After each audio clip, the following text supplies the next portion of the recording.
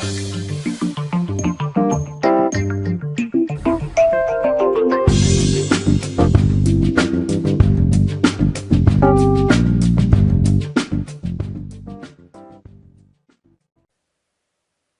my name is Jan Boshkov. Today we are starting endgame series on the Berlin defense, the typical Berlin endgames that arise.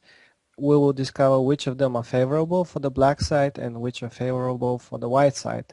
The typical Berlin arises after these moves. We go to the Ruy Lopez and now black plays knight f6, immediately attacking the pawn on e4. So how exactly does it arise? It is like that, typically. And now the knight goes on f5. After the exchange on d8, we have the typical Berlin. What is very obvious is that black has the bishop pair. And this is the greatest advantage that he has for the time being. But also white has some advantages. He has a better pawn structure on the king's flank, so black has double pawns on the c file, and also he has perspectives to play in the center, white, and he has more space. We're going to deal with this in the coming lectures, but now I would like to show you some other openings from which this pawn skeleton can arise. One such opening is if black plays knight e4 here in that position immediately, instead of going with the knight on f5. And this is a line that was played very often by the Finland Grandmaster Heikki Vesterinen. He used to like this way of playing. The idea is that black wants to keep his knight more active and eventually he can transfer it to e6. However, here white is not obliged to go for an endgame, and the strongest plan is to play queen e2 followed by rook d1, and then he is gaining some tempos while attacking this knight. For this lectures I decided to merge the Berlin endgames with some other typical endgames with a similar pawn structure. Such endgames arise usually from the exchange Ruy Lopez. After bishop takes c6, d takes c6, the pawn skeleton is almost about the same, especially if white plays d4 immediately, which is considered the classical exchange Ruy Lopez.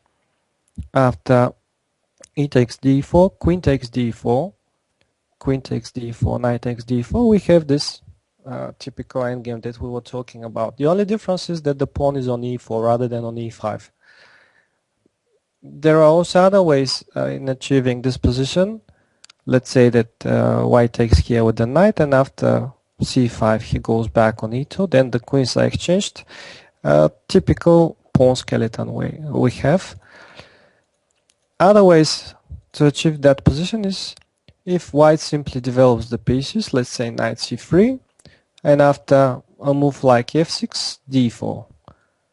And then we have this position, let's say queen takes d1. That's another possibility to achieve the same, almost the same position. There are some nuances, some differences, but the pawn skeleton is precisely the same. What else we have? Yes, we have the so-called Fischer line after castling. And black has a lot of a choice here. He can play either f6, he can play bishop to g4, bishop to d6, knight e7. There are many moves that he can play. The main one is the f6 move. And after that, again, we will have this typical endgame. Either knight is coming to b3, a move that Fischer liked, or a knight to e2. And then the queens are exchanged. And again, we have black has the two bishops, and white has his better pawn structure. What other openings we have? That position can also arise after bishop b5 if white postpones taking on c6 and takes later on c6. Let's say that he goes for the normal Spanish, for the main lines, knight f6, castling, bishop e7, and now he takes on c6. Then we can achieve the same positions, more or less, from a pawn skeleton point of view. Let's say d takes c6, rook e1, the pawn is attacked, knight d7, and nowadays white here usually plays d3 with the idea knight d2, knight c4.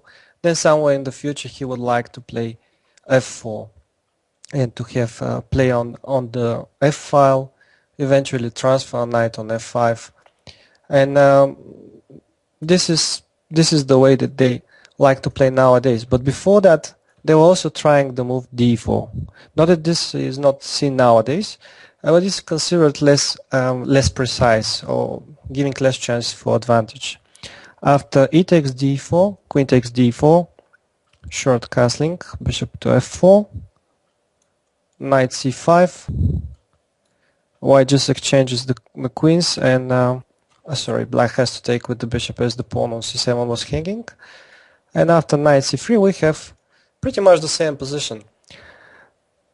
The difference is that the knight is well placed on c5. For example, this was achieved a long time ago in the game Bondarevsky against Mislov in Moscow 1946. So that's another way to achieve similar endgame. Or one more way I would like to show you. After the starting moves bishop b5, a6, bishop a4, knight f6, short castling, bishop e7, white can go also for the line d4 and then temporarily sacrifice a pawn by playing e5, knight e4, rook e1. There is another way that black manages to take the bishop from e4, and this position can be achieved also from other lines by transposition.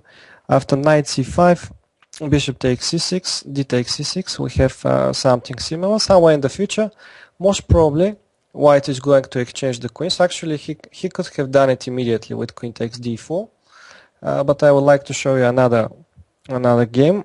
The game Darga Ivkov proceeded knight takes d4, short castling, knight c3, f5, f4, knight to e6. That's a very good blockading square for the knight. That's why usually white tries to avoid this setup nowadays with a pawn on e5 that is blocked like that, knight on e6 and pawn on f5. Just a couple of more moves.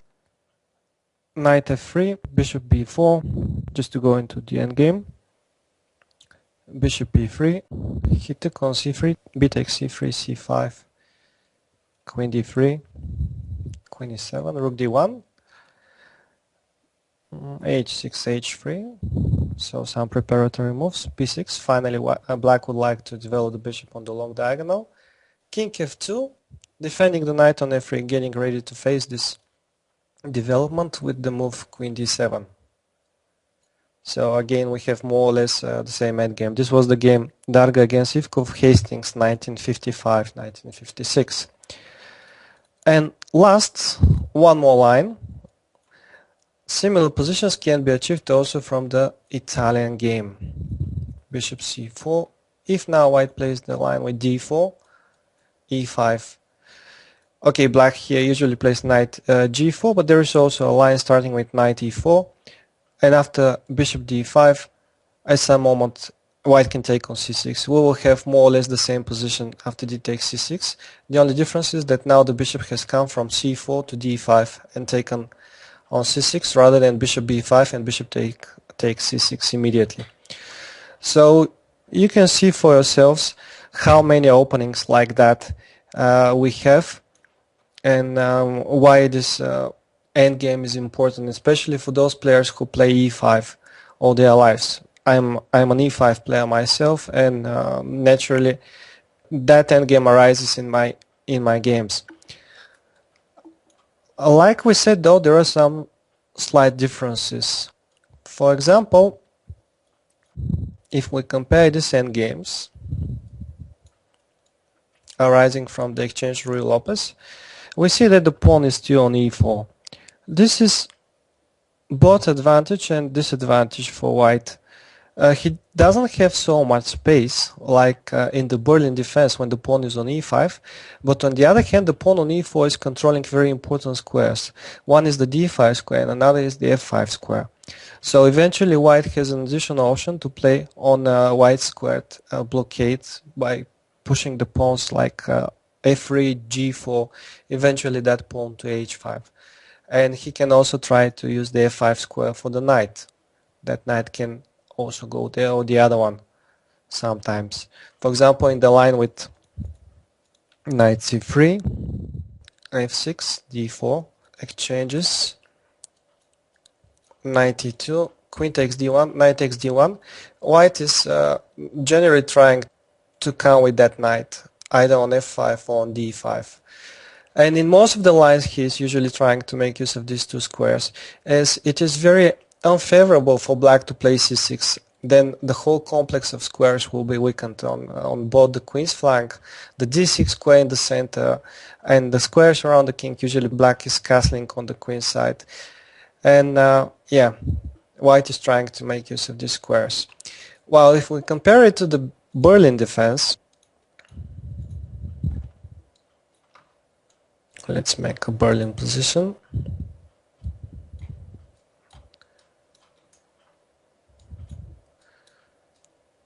D takes c6, we take on e5, knight f5, queen takes d8, king takes d8. Now the difference is that the white pawn is already on e5.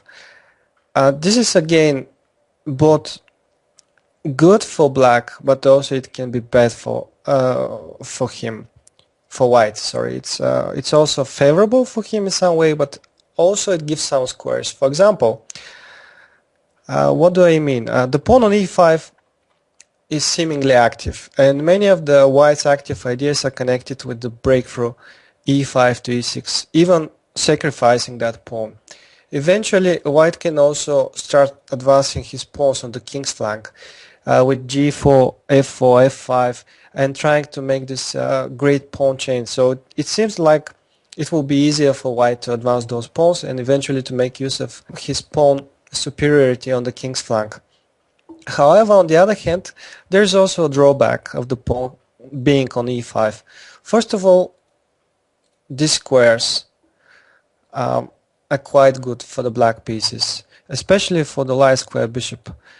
It can go either on f5 or it can go to d5, so there is a good choice for that piece, and it has more freedom. And most of the trouble that white has in the Berlin endgames are due to this light squared bishop. Also, the knight has very good square on f5. Eventually, black can also play for a blockade by pushing the pawns on g6, h5, maybe even h5, h4, especially if this knight is on this dominant position on f5. Sometimes black even transfers the rook from h8 to h5 and f5. And he also has good options of playing for a blockade, sometimes even sacrificing exchange to keep the blockade on the light squares. On the other hand, white also doesn't have light squared bishop. It's much more difficult for him to break this blockade. I forgot to say that white also has some good square for the knight here, which is a plus for him, and he can eventually use it. And he has these two lines for the rooks where he usually plays those rooks. So it's quite a contradiction. Does white need his pawn on e5 or not? But what we really need to know is how to handle those positions, both for white and for black. So we are going to back to the exchange Ruy Lopez. When the pawn is on e4, let's say that white just chooses the castling, the Fischer line, and then we go to that endgame. What white really likes to do in that situation will be to exchange all the pieces and to have the extra pawn in the pawn endgame. If he manages to achieve that, he will practically have an extra pawn. This will be a subject of our next lecture. So usually what he really likes is he just tries to start exchanging, and that's very easy, very good game for him if he can manage to that. But on the other hand, he shouldn't forget that the opponent has two bishops, and these two bishops can be also very annoying, and they can start creating some really powerful threats. So let's continue a bit more. Just both the sides are developing. Black has just gone away from the d file. Why is he doing that? Well, we said that white would like to exchange pieces. He will be happy to exchange rooks. That's why black just likes to keep that rook alive. He's putting pressure against the e4 pawn. Then the bishop can come on c6, furthermore strengthening that pressure against that pawn.